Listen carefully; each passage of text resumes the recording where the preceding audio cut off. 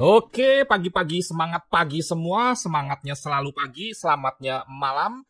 Happy Sunday, selamat hari Minggu, kembali berjumpa dengan saya Nofri Simanjuntak. Mohon maaf, di minggu lalu saya tidak menyampaikan forecast mingguan karena sibuk sekali berkaitan dengan aktivitas private fund manager, kemudian juga trading secara pribadi, dan memberikan edukasi di beberapa tempat. Dan kali ini saya meluangkan waktu untuk berbagi. Seperti biasa, kita mulai dulu dari analisa fundamental, dan saya melihat bahwa kalau analisa teknikal di YouTube, di Google itu sangat banyak, kemudian juga banyak yang sudah piawai di dalam menentukan support and resistance, trend, bahkan sampai skenario entry.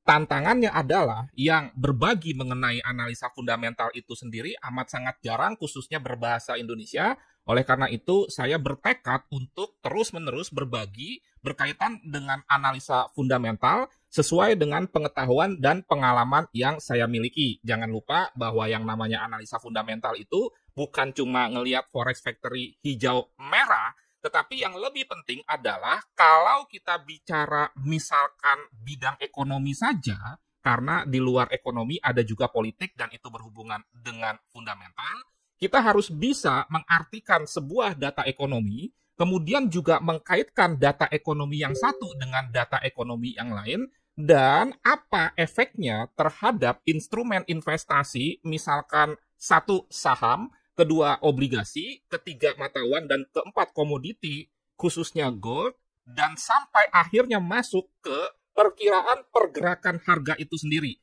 Jadi, bahwa analisa fundamental tidak sesederhana melihat Forex Factory hijau atau merah.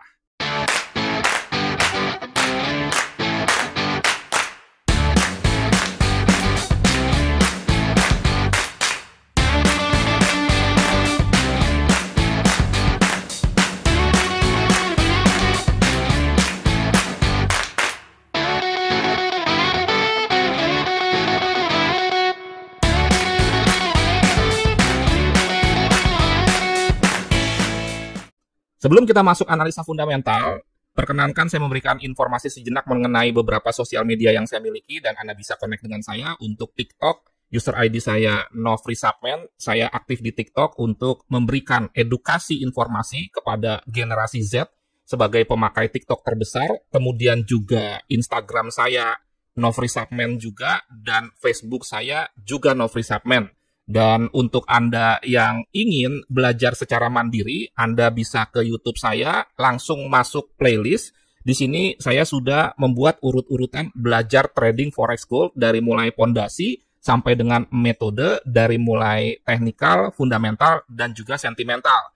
Jangan lupa saya sering berbagi bukan hanya dari segi mindset, psikologi, time management, money management, tetapi juga analisa teknikal termasuk forecast ini. Baik, kita ke Forex Factory sebagai salah satu website yang menyediakan data-data ekonomi. Jika misalkan Anda di blog, Anda bisa ke tradingeconomics.com, di mana ini juga bisa melihat negara-negara bukan saja yang mata uangnya kita tradingkan, termasuk Indonesia. Kita kembali dulu ke Forex Factory.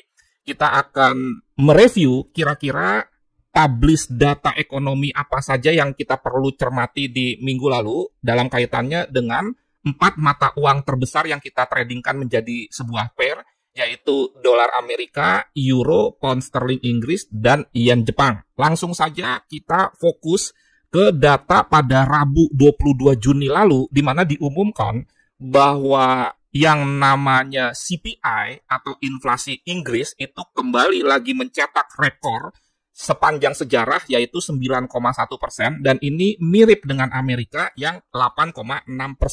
Dari sini berarti bisa kita tarik kesimpulan bahwa masalah terbesar negara-negara maju, misalkan Amerika, Inggris, Uni Eropa, dan lain sebagainya adalah tingginya tingkat inflasi.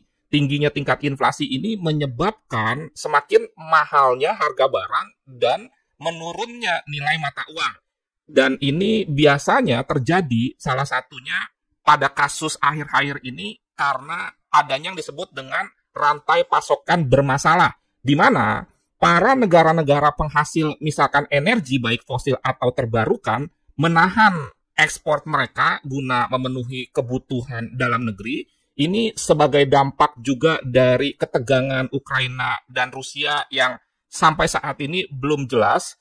Dan yang namanya inflasi pasti menyebabkan turunnya daya beli atau retail sales.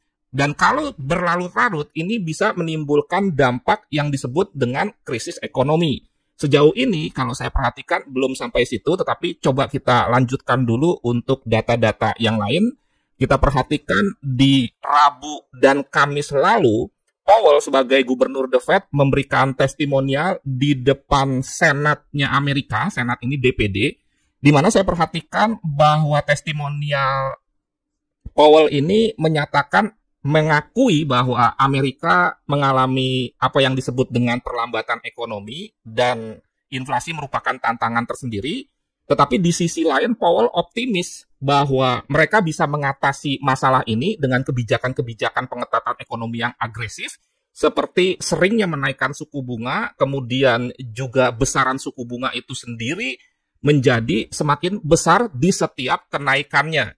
Dan target inflasi mereka itu 2%, dan rasanya juga tidak akan bisa terpenuhi sampai dengan akhir tahun.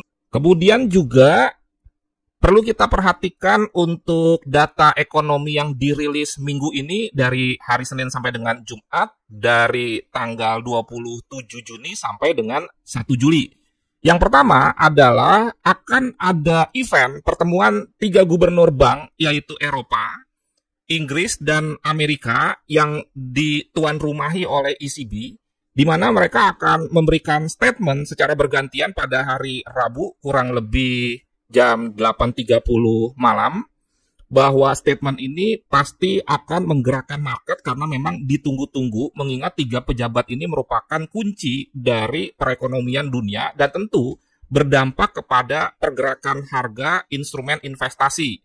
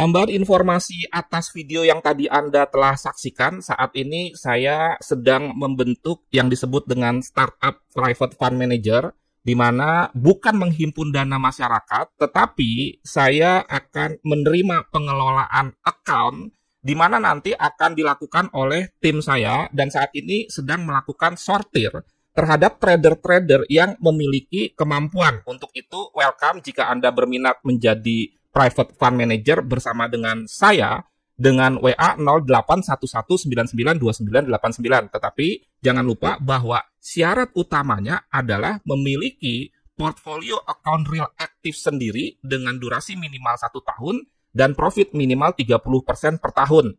Sekali lagi, kalau misalkan Anda memiliki portfolio, Anda bisa WA saya dan mohon disiapkan link untuk saya melihat portfolio tersebut, bisa MQL, MyFX Book, atau juga password investor jika memang Anda tidak ada link di MQL5 atau MyFX Book tersebut. Selanjutnya juga perlu dicermati data di hari Jumat tanggal 1 Juli, itu akan diumumkan soal ISM Manufacturing PMI, bahwa ISM Manufacturing PMI ini adalah data pembelian para purchasing manager di indeks terhadap barang mentah dan barang baku untuk diproduksi menjadi barang jadi. Secara logika sudah jelas kalau misalkan permintaan bahan baku, bahan mentah itu semakin tinggi, berarti pabrik semakin berputar, dan itu positif untuk tenaga kerja, daya beli, dan lain sebagainya. Itulah inti dari analisa fundamental, bisa menghubungkan data ekonomi yang satu dengan data ekonomi yang lain. Di sini belum ada prediksinya sama sekali. Kalau kita bicara misalkan Eropa dan Inggris, sejauh ini yang saya ketahui, Purchasing Manager Index mereka mengalami penurunan, dan itu juga mungkin dampak dari inflasi. Tambahan informasi, tidak seperti biasanya bahwa di Jumat pertama tanggal 1 Juli itu tidak ada pengumuman mengenai data ketenagakerjaan, yaitu NFP, upah buruh per jam, dan tingkat pengangguran. Itu diganti tanggal 8 di Jumat berikutnya.